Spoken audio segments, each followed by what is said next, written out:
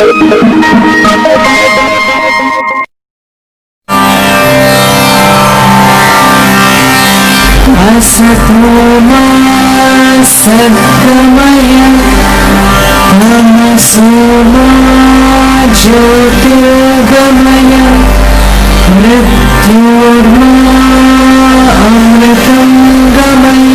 Video మీకు నచ్చిందంటే subscribe చేయండి, కింద ఉన్న బెల్ ఐకాన్ ప్రెస్ చేయండి. ప్రతి వీడియో మీకు నోటిఫికేషన్లో రావటం జరుగుతుంది. నమూనా సేకరణ ప్రాముఖ్యత గురించి తెలుసుకుందాము. రక్త నమూనాలు కానీ యూరిన్ నమూనాలు కానీ సేకరించినప్పుడు వాటిని ఏ రకంగా మనం వాడతాము అనేది ఈ అధ్యాయంలో తెలుసుకుందాము. నమూనా సేకరణ యొక్క ప్రాముఖ్యత. తీసుకున్న నమూనాను వ్యాధి నిర్ధారణకు, ఆరోగ్య పర్యవేక్షణకు లేక మనము పశువులకు టీకాలు ఇచ్చినప్పుడు అవి ఇచ్చే ప్రతిస్పందనకు జంతువుల నుండి నమూనాలను తీసుకుంటాము. వ్యాధి నిర్ధారణకు, ఆరోగ్య పర్యవేక్షణకు లేదా మనం జంతువులకు టీకాలు ఇచ్చినప్పుడు వాటి నుండి వచ్చే ప్రతిస్పందన కనుగొనడానికి నమూనాలను తీసుకుంటాము. ఇది చాలా అత్యవసరమైన ప్రక్రియ. దీని వలన జంతువులకు అనవసరమైన ఒత్తిడి లేదా నష్టం జరగకుండా లేదా నమూనా సేకరించే వ్యక్తులకు కూడా ప్రమాదం జరగకుండా చాలా జాగ్రత్తగా నమూనాలను సేకరించాలి. ఉదాహరణకు బాసిల్లస్ ఆంథ్రసిస్ అనుమానించబడిన మృతదేహాన్ని తెరవకూడదు. ఒక రక్తపు చుక్కను ఉపరితలం యొక్క సిర నుండి పొందాలి. అనెస్పెక్టిక్ పద్ధతులను అవలంబించాలి.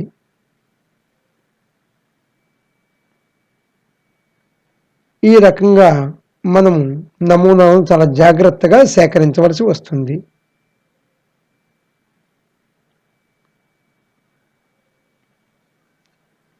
నెక్రోప్సీ కోసం సమర్పించిన లైవ్ జబ్బుపడిన జంతువుల నమూనా ద్వారా పరిశోధనల కోసం, అదే విధముగా ఐసోలేషన్ అధ్యయనాల కోసం పదార్థాలను సేకరించి వాటిని నిర్వహించేటప్పుడు కఠినమైన, శుభ్రమైన జాగ్రత్తలు ఖచ్చితంగా గమనించాలి.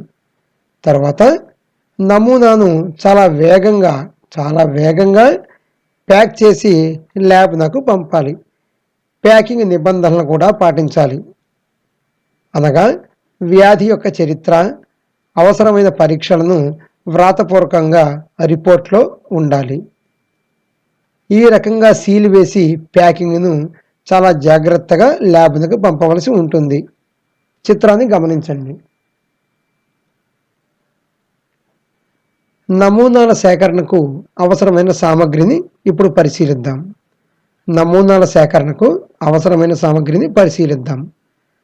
ఫోర్సిప్స్, కత్తెర, స్కాల్పేల్స్ ఇవి శుభ్రం చేసినవై ఉండాలి.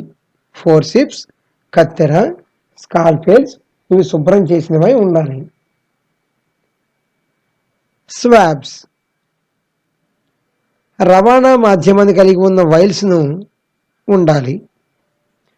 అంతేకాక రవాణా మాధ్యమం అవసరం లేని మలము మరియు రక్తము, ఇతర నమూనాల సేకరణ కోసం సీసాలు, కణజాలాలకు ఫార్మలిన్ సిలైన్ కలిగిన సీసాలు హిస్టోలాజికల్గా పరిశీలించబడతాయి. కూల్ బాక్స్ అనగా thermos flask post mortem material కోసం హెవీ డ్యూటీ ప్లాస్టిక్ సంచులు. ఇవన్నీ కూడా నమూనాల సేకరణకు అవసరమైన సామగ్రి. చిత్రంలో మీరు ఫోర్సిప్స్, కత్తెర వంటివి చూడండి.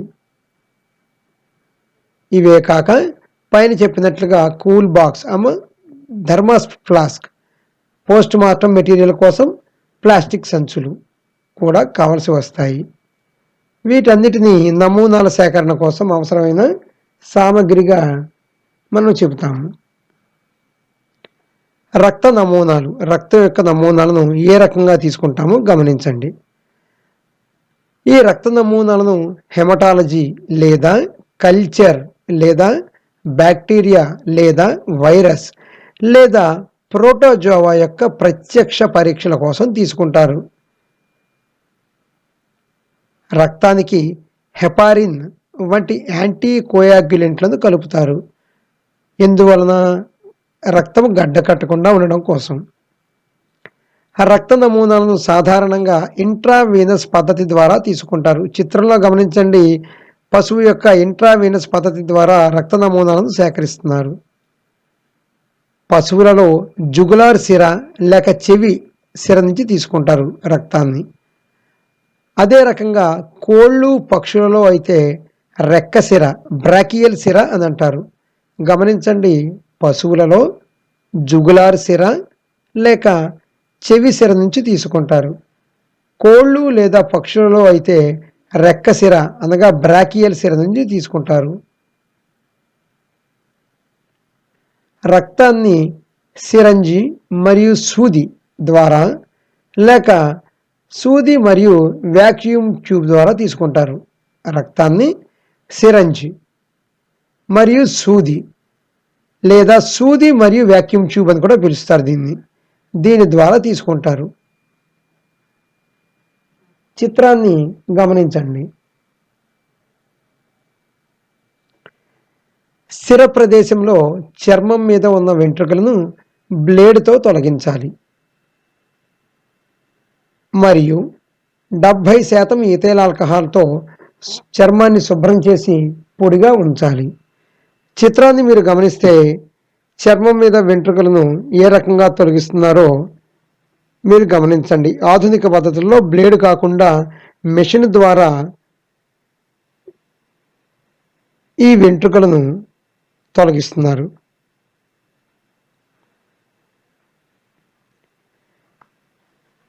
స్మియర్ మైక్రోస్కోప్ స్లైడ్లో తాజా రక్తం యొక్క స్మియర్ను తయారు చేయవలసి ఉంటుంది. మైక్రోస్కోప్ యొక్క స్లైడ్లో తాజా రక్తం యొక్క స్మియర్ను తయారు చేయాలి. అంతేకాక స్లైడ్నకు ఒక చివర రక్తపు చుక్క వేసి వేరొక స్లైడ్ను దానిపై జారేటట్లు చూస్తే స్మియర్ ఏర్పడుతుంది. దానిని ఆరబెట్టి లేబులింగ్ చేసి తగు ప్యాకింగ్ చేసి పరీక్ష కొరకు పంపాలి. చిత్రాన్ని గమనించండి. స్లైడ్కు ఒక చివరన రక్తపు చుక్క వేసి వేరొక స్లైడు దానిపై జారేటట్లు చూస్తున్నారు. దానివలన స్మియర్, చూడండి, దీనిని స్మియర్ అని అంటారు. ఇది స్మియర్. ఆ స్మియర్ అనేది ఏర్పడుతుంది. స్మియర్. చిత్రాన్ని జాగ్రత్తగా గమనించండి. తరువాత పేడ. పేడ యొక్క నమూనాను ఏ రకంగా మనం తీసుకోవాలి, ఎటువంటి పేడ తీసుకోవాలి అనేది గమనిద్దాం. తాజాగా ఉన్న పేడనే తీసుకోవాలి. పేడ తాజాగా ఉన్నప్పుడు మాత్రమే దాన్ని తీసుకోవాలి పరీక్ష కోసం. రెక్టమ్, దీన్నే క్లోకా నుండి స్వాబ్, మ్యూకోసల్ ఉపరితలం నుండి నమూనాను జాగ్రత్తగా తీసుకోవాలి.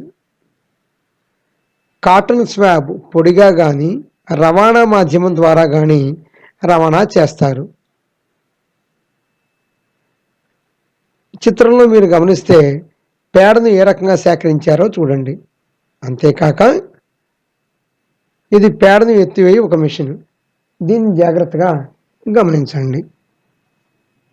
ఈ రకంగా పేడను మనము నమూనాగా తీసుకుంటాము. తరువాత చర్మం గురించి తెలుసుకుందాము. వెసిక్యులర్ దద్దుర్లు ఉత్పత్తి చేసే వ్యాధులలో లేదా చర్మపు ఇన్ఫెక్షన్లలో, చర్మపు గాయాలలో ఆ గాయాల నుంచి నమూనాను తీసుకుంటారు. వెసిక్యులర్ దద్దుర్లు ఉత్పత్తి చేసే వ్యాధుల్లో చర్మపు ఇన్ఫెక్షన్ల యొక్క గాయాలు ఉంటాయి కదా, ఆ గాయాల నుండి నమూనాను తీసుకుంటారు.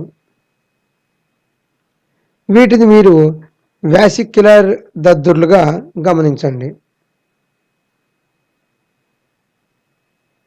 చిత్రంలో ఉన్న దద్దుర్లను వెసిక్యులర్ దద్దుర్లుగా మీరు గమనించండి.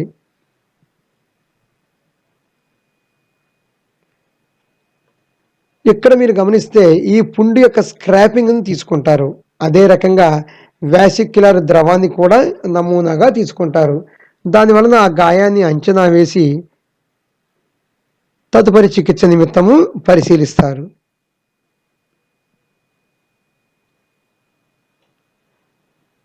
తరువాత జననేంద్రియ స్రావాలు.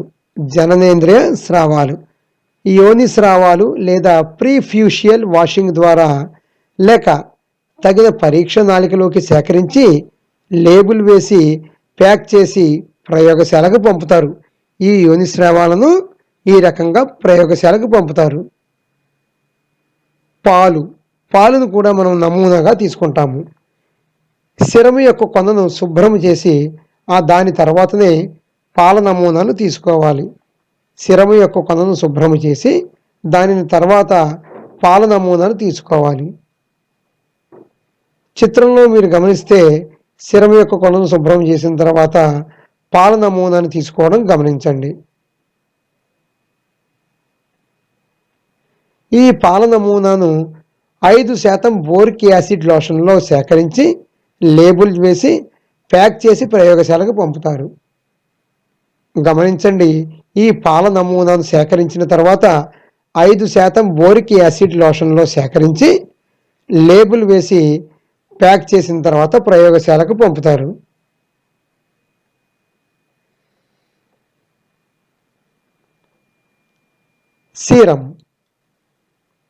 సీరం యొక్క నమూనాలను వ్యాక్యూటైనర్లో సేకరించి ప్రయోగశాలకు పంపాలి. నిజానికి రక్త నమూనా సేకరణ యొక్క ప్రాముఖ్యత తెలుసుకుందాము. రక్త నమూనా సేకరణ వలన హిమోగ్లోబిన్ యొక్క శాతం తెలుసుకుంటాం. రక్తంలో ఉన్న వివిధ కణాలను లెక్కించడానికి, అంతేకాక వ్యాధి నిర్ధారణకు బ్యాక్టీరియా లేదా వైరస్ వలన ఏదైనా అంటువ్యాధులు సోకితే నిర్ధారించుటకు, రక్తంలో ఉండే పోషకాలు అనగా మెగ్నీషియం, కాల్షియం యొక్క శాతాన్ని కనుగొనుటకు వాడతారు. మీరు గమనించండి, జాతి రక్తనాళం. ఈ జాతి ఆవు లేదా గేదె, వీటికి చెవి, తోక, జుగులార్ ప్రదేశాల నుంచి రక్తాన్ని సేకరిస్తారు. గొర్రె లేదా మేకలకు జుగులార్ సిర నుండి రక్తాన్ని సేకరిస్తారు. కుక్కలకు సిఫాలిక్ సిర నుండి రక్తాన్ని సేకరిస్తారు. కోడికి రెక్క నుండి రక్తాన్ని సేకరిస్తారు.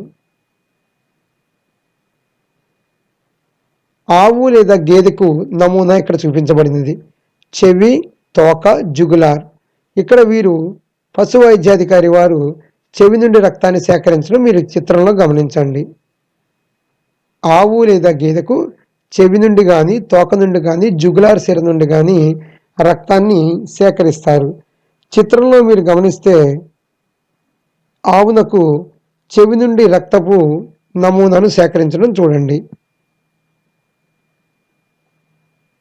తర్వాత రక్త నమూనాను సేకరించే పద్ధతిని చూద్దాము. పశువును మొదటగా కదలకుండా కట్టివేయాలి. రక్త నమూనాను ఏ రకంగా సేకరించాలో వివరిస్తున్నాము. పశువును మొదటగా కదలకుండా కట్టివేయాలి. దాని తర్వాత రక్త సేకరణకు అనువైన నాళాలు, ఏ నాళం నుంచి అయితే మనకు రక్తాన్ని చాలా తేలికగా తీసుకుంటామో అటువంటి నాళాలను ఎంచుకోవాల్సి ఉంటుంది.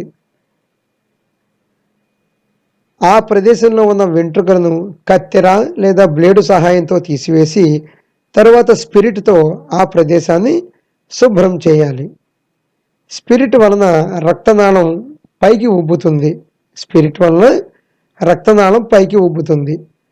ఇప్పుడు రక్త సేకరణకు అనువైన సూదిని, సిరంజి మరియు సీసా లేక వైల్ను ఎంచుకోవాలి. చిత్రంలో గమనిస్తే పశువు వద్ద నుండి దాన్ని కట్టివేసి అనువైన నాళాలను ఎంచుకొని అక్కడ నుండి సూది లేదా సిరంజి నుండి రక్తాన్ని సేకరించడం మీరు గమనించండి. ఈ ప్రదేశంలో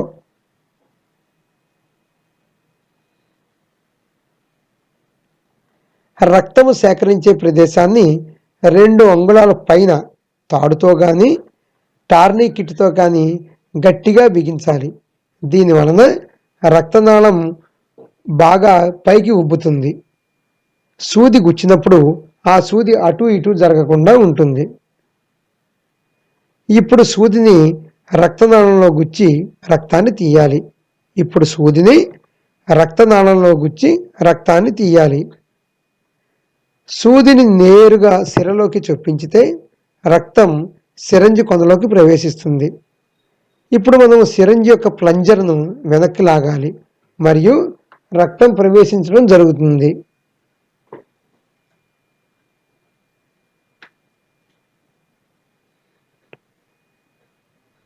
చిత్రాన్ని గమనించండి. చిత్రాన్ని జాగ్రత్తగా గమనించండి.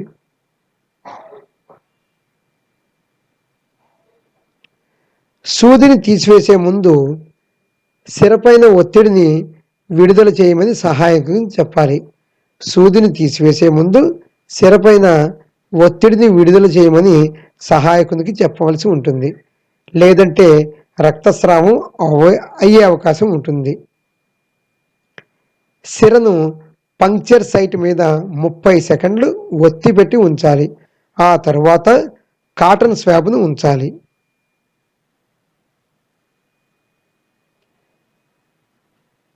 చిత్రంలో మీరు గమనిస్తే ప్లంజర్ను వెనక్కి లాగే విధానం, రక్తాన్ని సేకరించే విధానం మీకు చక్కగా చూపించడం జరిగింది.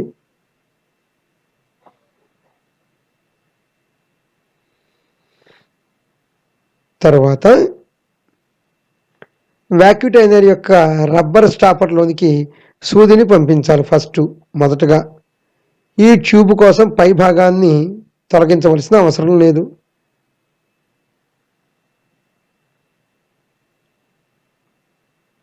రబ్బర్ స్టాపర్లోకి సూదిని జత చేసి ప్లంజర్ను వెనక్కు లాగితే ఈ రకంగా మనకు రక్తము ఆ ట్యూబ్లోనికి వస్తుంది.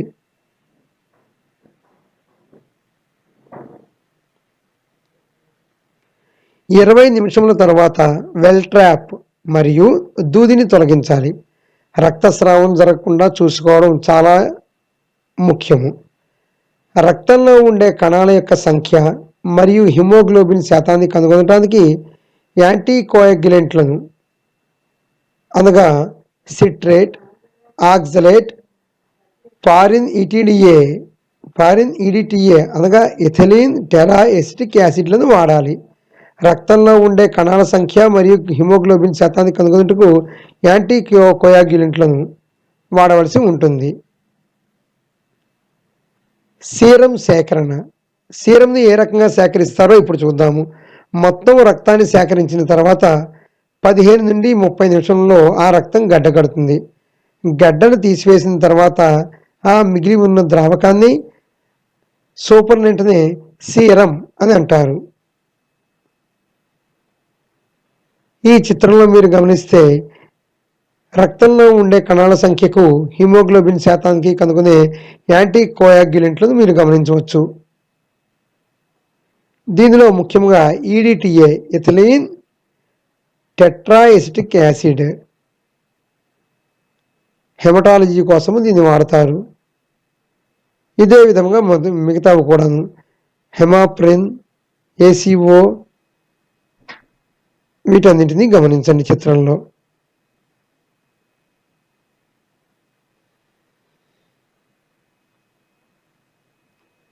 ప్లాస్మా సేకరణ. ప్లాస్మాను ఏ రకంగా సేకరిస్తారో చూడండి. మొత్తం రక్తాన్ని యాంటీకోయాగ్యులెంట్తో కూడిన పరీక్ష నళికలో సేకరించాలి. తర్వాత అనగా ఉదాహరణకు ఈడిటిఏ చికిత్స, లావెండర్ టాప్స్ లేక సిట్రేట్ చికిత్స, దీనినే లేత నీలం టాప్స్, హెపార్నిస్డ్ గ్రీన్ టాప్స్ ఫలితంగా సూపర్నటెంట్ ప్లాస్మాగా వేరు చేయబడుతుంది. ఈ వేరు చేయబడిన దాన్ని మొత్తం యాంటీకోయాగ్యులెంట్తో కూడిన పరీక్ష నళికలో సేకరించాలి. తరువాత సెంట్రిఫ్యూగేషన్ జరుగుతుంది. సెంట్రిఫ్యూగేషన్ తర్వాత పాశ్చర్ పిపెట్ ఉపయోగించి ద్రవ భాగాన్ని అనగా ప్లాస్మాను వెంటనే శుభ్రమైన పాలీప్రొపైలిన్ ట్యూబులోకి బదిలీ చేయాలి. సెంట్రిఫ్యూగేషన్ తర్వాత పాశ్చార్ పిపెట్ను ఉపయోగించి ద్రవ భాగాన్ని అనగా ప్లాస్మాను శుభ్రమైన పాలీప్రొపైలిన్ ట్యూబ్లోకి బదిలీ చేయడం చాలా ముఖ్యం.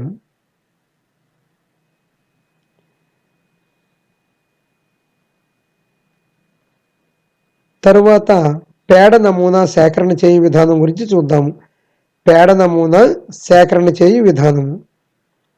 అంతర పరాన్నజీవి పరీక్ష కోసం పేడ, మల నమూనాలను పురీషనాళం నుండి సేకరించాలి. అంతర పరాన్నజీవి పరీక్షల కోసం ఈ నమూనాలను సేకరించేటప్పుడు పునర్వియోగపరచలేని చేతి తొడుగులను ధరించాలి. అనగా తిరిగి మరలా వాటిని వాడకూడదు. ఆ చేతి తొడుగులను మనం తిరిగి మరలా వాడకూడదు.